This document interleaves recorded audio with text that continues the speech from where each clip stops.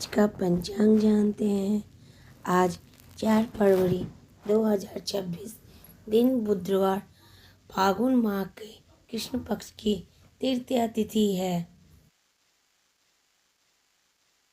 आइए आज की कहानी सुनते हैं। आज एक कहानी जो सुना रही हूँ वो मैंने पढ़ा है, जो मुझे अच्छी लगी, सो आपको भी सुनाती हूँ। एक ब्राह्मण प्रयागराज से 5 कोस दूर की दूरी पे रहता था। वह प्रत्येक संक्रांति के दिन स्नान करने के लिए प्रयाग में जाया करता था। माघ मास की संक्रांति के दिन तो वह अपने बड़े परिवार के साथ अवश्य ही वहाँ जाता था। जब वह ब्राह्मण बूढ़ा और चलने में असमर्थ हो गया, तब एक बार माघ की संक्रांति पर आने पर उसने अपने पुत्र को बुलाकर कहा, हे पुत्र, तुम प्रयागराज जाओ, त्रिवेणी में स्नान करने के मेरे लिए भी त्रिवेणी के जल की गंगा भर कर लाना और संक्रांति के पुण्य काल में मुझे भी स्नान कराना, देर मत करना। पिता के वचन का पालन करते हुए उसका पुत्र प्रयाग के लिए चल पड़ा। त्रिवेणी में स्नान कर वह जल से भरी गागर पिता के स्नान के लिए ला रहा था तो रास्ते में उसे एक प्रेत मिला।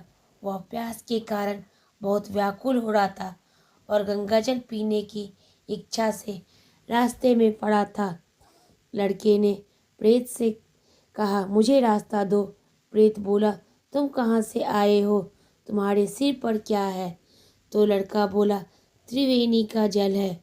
मैं इसी इच्छा से रास्ते में पड़ा हूँ। कोई दयालु मुझे गंगा जल पिला दे तो मैं इस प्रेत योनि से मुक्त हो जाऊं, क्योंकि मैंने गंगा जल का प्रभाव अपने नेत्रों से देखा है, ऐसा उस भूत ने कहा। तब लड़के ने पूछा, क्या प्रभाव देखा है? कृपया मुझे भी बताएं। तब वह प्रेत बोला, एक ब्राह्मण बड़ा विद्वान था।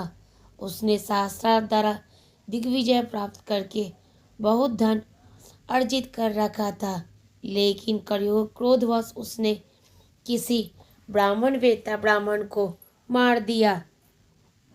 उस पाप के कारण मरने पर वह ब्रह्म राक्षस हुआ और हमारे साथ 8 वर्षों तक रहा।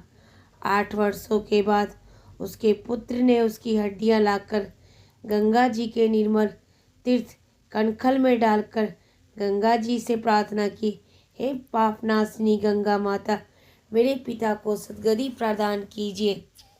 तब तत्काल ही वह ब्राह्मण ब्रह्म राक्षस भाव से मुक्त हो गया। उसी ने मरते समय मुझे गंगा जल का महात्म्य सुनाया था।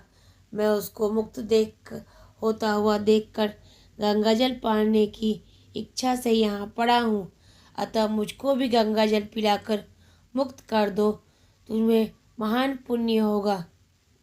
तब लड़का बोला, मैं लाचार हूँ, क्योंकि मेरे पिता बीमार हैं और उनका संक्रांति के स्नान का नियम है। यदि मैंने यह गंगा जल तुम्हें पिला दिया तो स्नान के पुण्य काल तक न पहुँचने के कारण मेरे पिता का नियम भंग हो जाएगा। तुम्हारे पिता का नियम भी भंग न हो, मेरी भी सद्गति हो जाए, ऐसी कोई उपाय करो।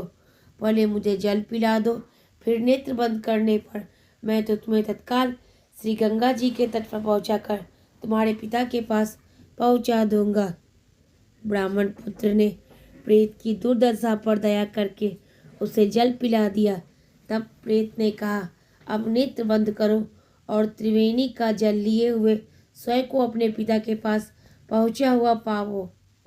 ब्राह्मण पुत्र ने नेत्र बंद किए, फिर देखा कि वह त्रिवेणी के जल से गागर भरकर पिता के पास पहुँच गया है। गंगा जी की महिमा के विषय में भगवान व्यास जी पद्म पुराण में कहते हैं, अविलंब सद्गति का उपाय सोचने वाले सभी स्त्री पुरुषों के लिए गंगा जी ही एक ऐसा तीर्थ है जिनके दर्शन मात्र से सारे पाप नष्ट हो जाते हैं। भगवान शंकर नारद जी से कहते हैं, समुद्र सहित पृथ्वी का दान करने से मनुष्य पुरुष जो पर जल फल पाते हैं, वही फल गंगा स्नान करने वाले को सहज रूप में प्राप्त हो जाता है।